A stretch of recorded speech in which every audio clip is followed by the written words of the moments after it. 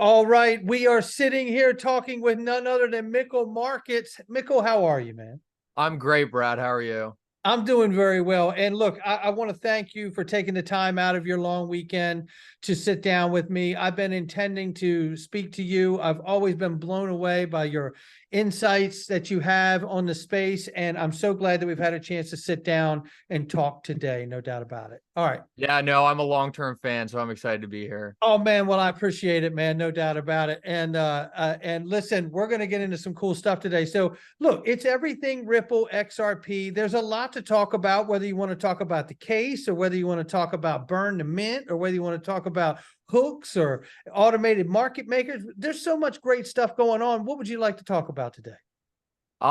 Yeah, I'm down to talk about burn to mint, hooks, the case. We can touch base on both. I can make my thoughts pretty concise on each, and we can kind of just give the audience a broad description of everything kind of going on here. Well, I like it. So, hey, let's talk about automated market makers. There was just a decision, or not a decision, but a tweet that came out that really talked about the idea that they haven't tied in a bunch of DEXs, decentralized exchanges, into ODL and automated market makers, but it apparently feels like it's coming and coming soon. Your thoughts? Yeah, no, one thing I'm really excited about is I think one of the biggest friction points for Ripple's current ODL product was actually having to sell XRP and convert it to fiat on centralized exchanges. For a frictionless product, that's kind of the biggest friction point. So if you actually had countries able to actually issue their own stable coins on the XRPL, same thing for corporates and stuff like that, then you'd get rid of that biggest friction point, right? And if you could run those trades through an automated market maker or through a DEX, then you have essentially the speed and the efficiency of the ODL product as we think about it, but you don't have those hiccups going through the centralized exchanges and having them arbitrage kind of their own fee off of it. So it's actually a more seamless design. I actually did a video on it the other day. I called it ODL 2.0. And I think what kind of limited that from happening before was just getting these institutions and banks comfortable with actually having a stable coin on the XRP ledger. But I think as we see stablecoin bills going through Congress and as we see the ruling that XRP isn't a security, I think as they get more comfortable with that, the ODL product actually gets exponentially more efficient. You know, to your point, Bob Way said back in the day, and yes, we're going back to information from 8 days of old. I know it's not very popular for some, but how else do you learn, right? Should we throw all the books in the trash? I mean, it's unbelievable, these people. What I'll say is that, Bob Way said that there was patents that he helped develop that really did what I believe we're seeing today. It's the ability to source liquidity across multiple different networks. So you don't create a dry pocket of liquidity in any one particular area. And this is the first time in history that this has been done this way. And to what you're talking about here with automated market makers and ODL and DEXs versus or centralized exchanges, this is exactly the problem it looks to solve, it would appear to me. Your thoughts? Yeah, no, Ripple's always kind of been in an interesting place, right? Because a lot of the different cryptocurrency companies kind of were able to go into the space just full crypto because a lot of their clients were just crypto native people. It was people who are fully comfortable being on the blockchain. And they honestly just ignored a lot of the regulations that would have prevented them kind of from taking the Ripple route. But what Ripple did was they were always working with the institutions, the governments, the regulators, and that caused them to kind of have to do half crypto products, half more centralized portions of it. So when I say centralized, I just mean like the conversion on centralized exchanges in their ODL product. In an ideal world, they would have just started directly on the blockchain and had these different governments issue their own stable coins. But because they're a smart business and they understand that that wasn't practical for a lot of these players, their products are going to have multiple generations. And as we kind of enter into this world where people are more comfortable with blockchain and these cryptocurrencies, they're going to be able to make their products more efficient and more crypto native. And I think we just see these products get better and better. One thing I always talk about is a lot of people will look at a corridor, say like United States to Euro, and they say ODL will never get used for that because our current rails are already so efficient. Well, ODL will never get used for that in its current form, but people need to understand that ODL is going to be constantly innovated on, and we're going to have a way more efficient ODL in 5 to 10 years from now than we see now, and it's going to have a whole bunch of different attributes that we can't even think of right now. So the fact that Ripple's already getting so much traction in these illiquid corridors, it just makes me really confident that they're going to figure out use cases for these more liquid corridors as the years go on. I love this understanding and viewpoint that you're sharing here, because it's really reminiscent of the internet and the way the internet has grown. You know, when the internet started out, we had all kinds of restrictions. You could just putt around in your little siloed island, and the next thing you know, this interconnectedness of the internet we have today became available. And then all these other possibilities of video and file transfer and all these things, they came as it developed. And what you're pointing to is that natural organic growth and development in the same kind of light. And I always feel like when you can turn and look back at history and superimpose something over top of it that's already happened before, you can kind of get a real clear vision of where the gaps are. You can do this with regulation of industries. You can do this with technology as well, just as you've done. So what a great analogy. So, and David Schwartz has hit on that same thing. I mean, he said multiple times, we don't know all the use cases yet. The Ubers didn't get created until later on. So I really do think that's a good way of looking at it. certainly is. And and we always have said for quite a few years now, we're in the mid to late 90s of the internet, right? And now I think we're really crossing the threshold into that 2001, 2006 window, where we're about to see those legacy firms that came out of that, the Googles, the Amazons, the Facebooks, right? The Twitters, all that stuff's about to pop off. And we're going to see some real longevity companies born in this next little iteration of growth, I believe. Yeah, I completely agree with that. Yeah, no doubt. So look, let's talk about this. You know, there was an article out just a day or so ago, and it was talking about XRP $10,000 serious consideration, right? And basically what it talks about is a conversation that a lot of us have talked about. And in the early days inception of Ripple, we've heard David Schwartz even talk about it, how XRP can't function, paraphrasing, and function and serve the world in a great way unless the price were to go up. Now, every healthy market, as you know, has either market makers, market participants, or speculators, right? And I'm a speculator, and I hope at some point after automated market makers are born and available, that I will also be able to transfer from being a speculator to a market maker as well. And that is one of the most exciting things here. But what are your thoughts about the ultimate goal of where XRP can go and the role it can serve? Well, I generally think XRP will probably go a lot higher than many people expect. And the main reason why I think that is very simply game-changing innovative technologies tend to appreciate in market caps a lot higher than many people could initially expect. I was an early investor in Tesla, and ever since Tesla was a company, everyone was always saying how overvalued it was, how it could never get to these certain prices, how it was absolutely insane to see Tesla having a market cap up there with Google and Amazon. It's just a car company. They sell half the cars as all these other companies. So you could think of every excuse in the book for why it wasn't going to get to these high prices. And those people were just flat out proven wrong. Every single model they had for why it couldn't do these things, I mean, it did it right in their face, and it's still going up. So I think it's really important that we don't try to like constrict our views of where price can go based on legacy outdated technologies. I mean, right now you look at the cryptocurrency market and you have Dogecoin, which is a meme and a joke, trading at comparable market caps to XRP. Like, I would argue that since central banks, since governments, and since institutions are actually leveraging XRP, it will likely in the future, when the market figures this out, have a market cap 10x, 100x, 1000x, the multiples of meme coins trading in the market. So I really don't like to limit my views to certain numbers that I think XRP can go to. My own personal thoughts are that I think XRP is going to accumulate a lot more value than the 10, the 20, the $100 marks that people put out there.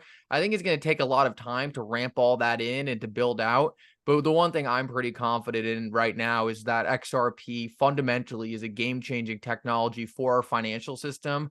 I think that's going to be very valuable one day. And just looking at the market today, it gives me a very, very good understanding that a lot of this hasn't even been close to being priced in. So I'm extremely confident that XRP is going to hit some of the numbers that people are putting out there on the high end. And yeah, I'm just excited to see exactly where it settles in. Every single day, I see these massive increases in the fundamentals of XRP, insane announcements out of Ripple that I honestly never even thought we'd see this soon.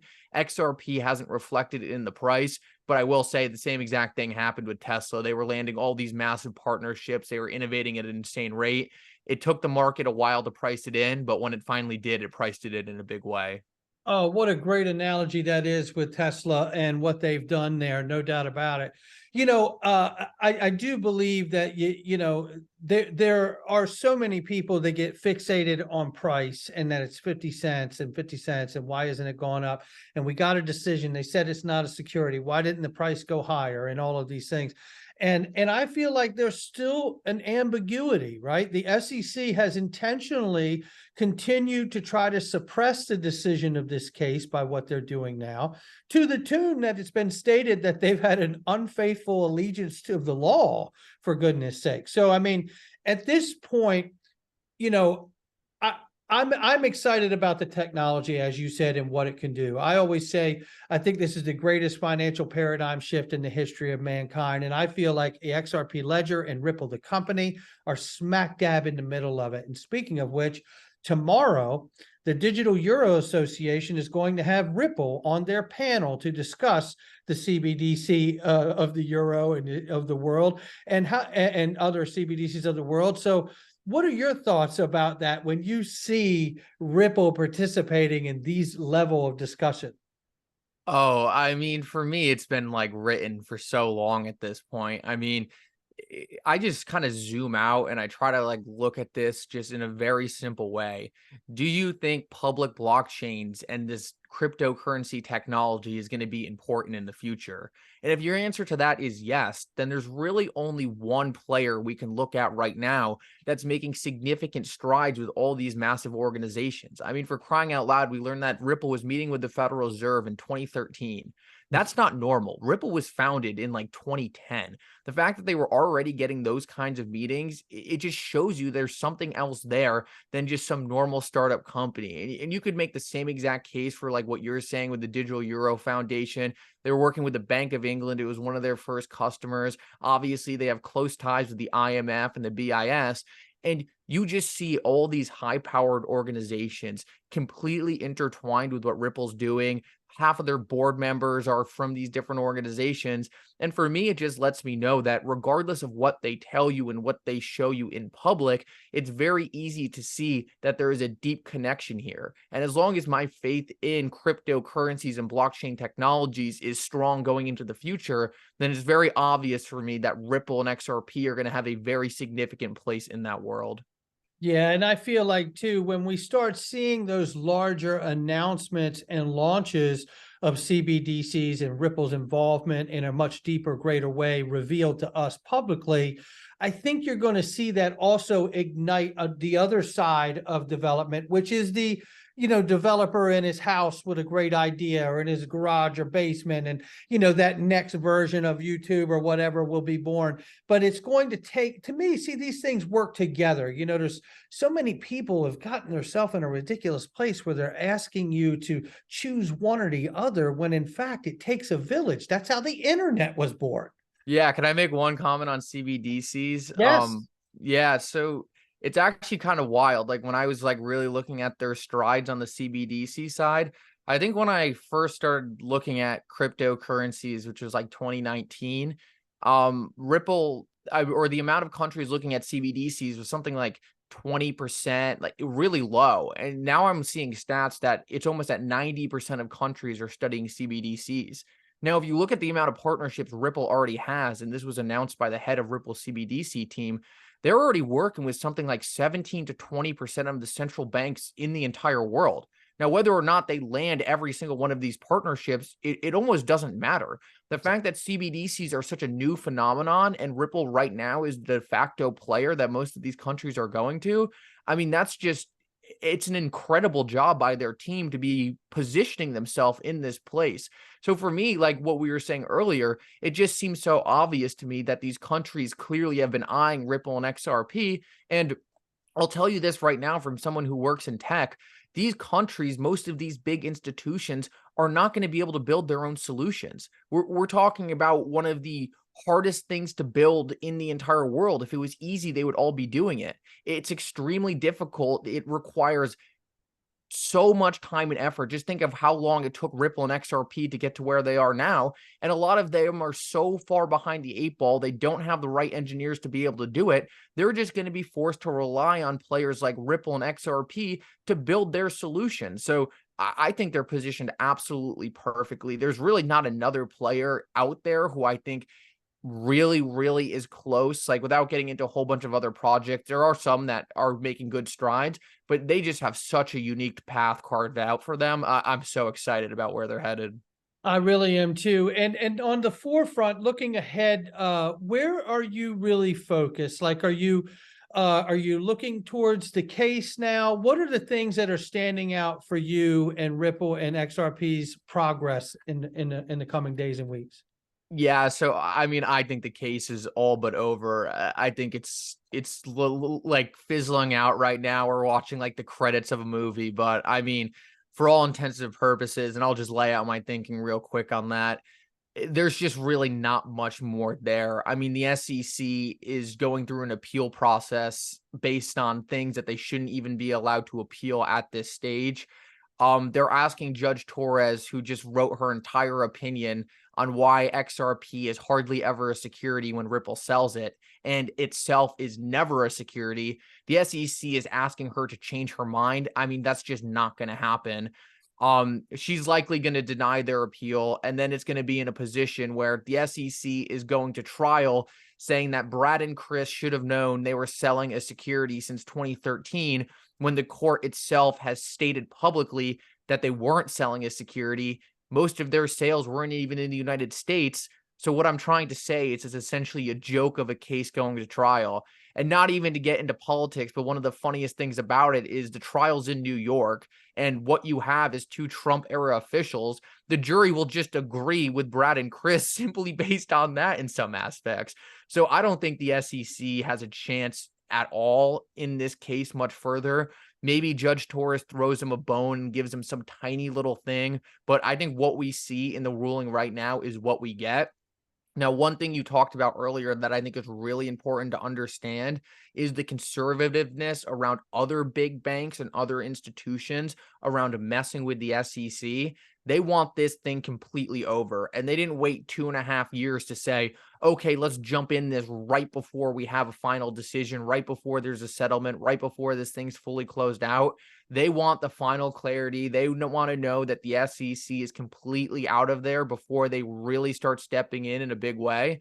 So I think we're really close. I don't think the SEC has any merit left on any of their charges, but I still think we need to let the process play out. I think we need to see things wrap up. And the last thing I'll say on this is just to show the conservativeness of these institutions.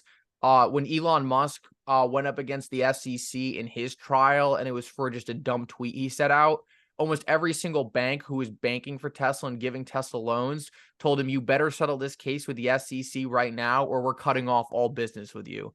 They simply do not want any kind of bad interaction with the SEC on any level. And that's why I'm extremely confident in the fact that these institutions will step up and use XRP and Ripple's technology in a big way, but they need certainty that this thing is done. I think that's so well said, and I'll echo that with saying that, I have said, and I want the case to be over yesterday, as everybody else does too, but I'm also prepared for it to go the distance, right? I could see a scenario where the SEC is forced to drop the case against Brad and Chris, as they should, but because they're an agency that has proved that they don't embarrass very easily, I could see them coming back with a general appeal as well and stretching this thing out and taking it to appellate court and then ultimately Supreme Court if they can. And if they do that, I think we end up with the Ripple test. And I don't believe we'll see adoption stopped, although it will be hampered to a degree, I believe, to what you had just said. But also, I believe this allows them to have a legal dog leash on the asset XRP as it grows from a payment token to ultimately serve as a bridge currency, and then someday in the future as a world reserve digital bridge currency.